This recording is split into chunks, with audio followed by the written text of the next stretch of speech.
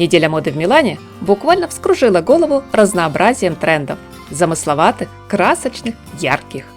На фоне всей этой пестроты показ новой коллекции именитого дома Tod's весна-лето 2023 смотрелся по-особому свежо, утонченно, изысканно. Неудивительно, что линейка получила негласное название «Роскошный минимализм».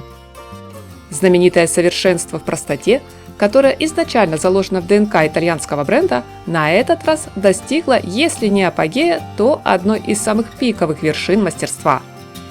Крой, качество ткани, изделия из кожи и непосредственно сам пошив традиционно для марки безупречны. Все аксессуары, даже пуговицы, изготовлены из лучших материалов вручную, но при этом формы незамысловаты и бесхитростны. В каждом стильном ансамбле чувствуется легкая непринужденность и уверенность в себе. Основная задача, которую поставил перед собой креативный директор Tod's Уолтер Кьяпони – создать вполне понятный, простой, можно сказать, повседневный гардероб.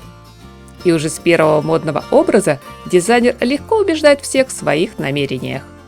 Со слов модельера, сейчас не самое лучшее время для легкомыслия. Я не люблю избыточности в фэшн-дизайне. Современная мода должна быть более продуманной, серьезной, спокойной. Наделенный портновским талантом, Кьяпони замечательно чувствует пропорции. Взяв за основу силуэт 90-х, дизайнер предложил совместную серию мужских и женских модных ансамблей, составленных из лаконичных вещей в базовой светлой, нюдовой и карамельной палитре, слегка дополненной красным, шоколадным и синим, универсальными белым и черным.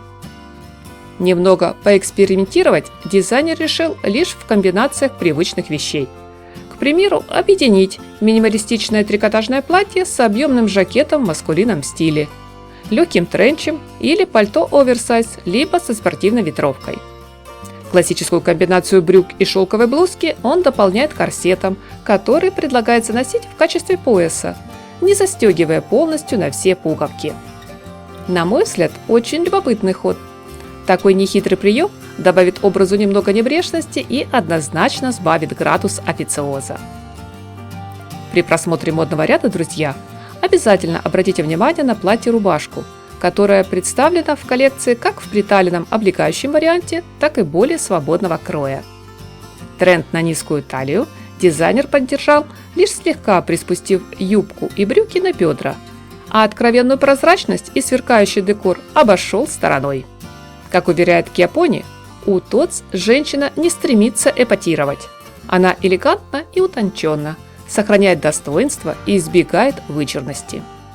Смыслом и сердцем итальянской марки всегда была кожа. Помимо великолепных кожаных луков, здесь стоит отметить одежду из замши, мягкая бархатистая фактура которой гораздо приятнее к телу, хотя более капризная в носке, но чудесно сочетается с общим мотивом коллекции. Еще бренд сегодня начинает активно работать с денимом, применяя для пошива джинсовых нарядов лоскутную технику таким образом, чтобы в итоге получился красивый эффект тени.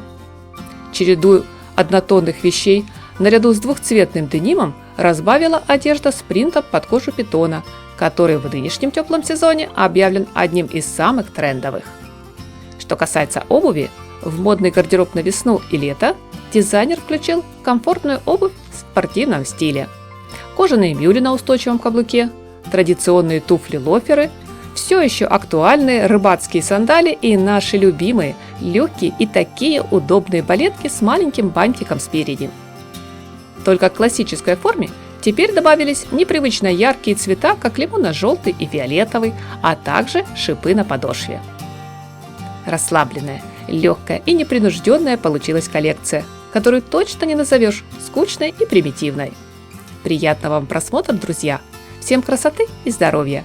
Мирного синего неба и светлого, солнечного настроения!